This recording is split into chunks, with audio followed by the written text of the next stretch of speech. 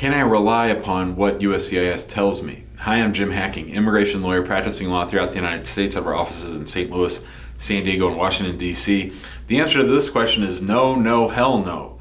You can't rely on things that USCIS tells you. So I can't tell you how many people call me up and tell me that their case has been denied, and that one of the reasons it got denied is because they relied on information from a USCIS officer. When I was a relatively new immigration lawyer, I used to sit down at the St. Louis field office waiting for an interview, and there were some kind people that worked at the front desk for InfoPass, which was this great old system where you could actually go to immigration and talk to a live person. You know, they've largely done away with InfoPass. But back then, there would be an officer sitting at the window, and she would give out wrong advice all the time. And people think that when they call the 1-800 number and they talk to a Tier 1 or a Tier 2 officer, and they get information like that, that's sort of guaranteed in gold that what they said is true. There's no substitute for knowing the law. There's no substitute to working with a competent immigration lawyer. And the problem with talking to someone on the phone, there's several problems. One, you don't know if what they're telling you is accurate.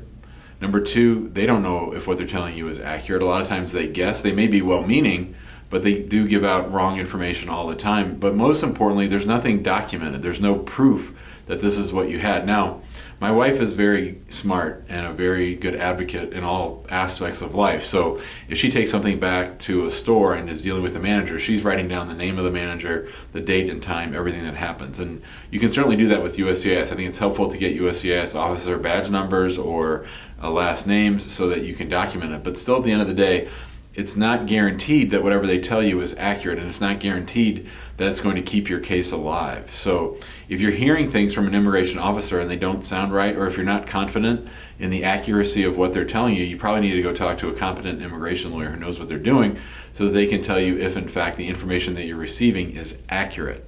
That's the most important thing. We want to make sure that we receive accurate information. And so you can't just say, oh, well, I talked to an immigration officer and he told me everything's cool with my case, so therefore I don't need to follow it anymore, I don't need to check my mail. These are the kinds of ways that people get into trouble. And you might find this surprising, you might find this unrealistic, but it's actually true.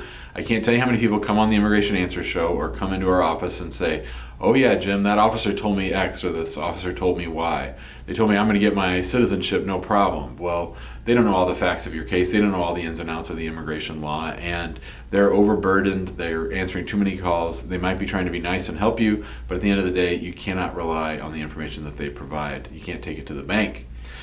If you have questions, if you're wondering about some information that you received from an immigration officer, give us a call, 314-961-8200. You can email us, info@hackinglawpractice.com. Be sure to join us in our Facebook group, which is called Immigrant Home. If you like this video, we ask that you please share it out on social and that you subscribe to our YouTube channel so that you get updates whenever we make videos just like this one. Don't forget, most Tuesdays and Thursdays, you'll find us live in our Immigration Answer Show on YouTube and on our Immigrant Home Facebook group, answering as many of your immigration law related questions as possible. Thanks a lot and have a great day.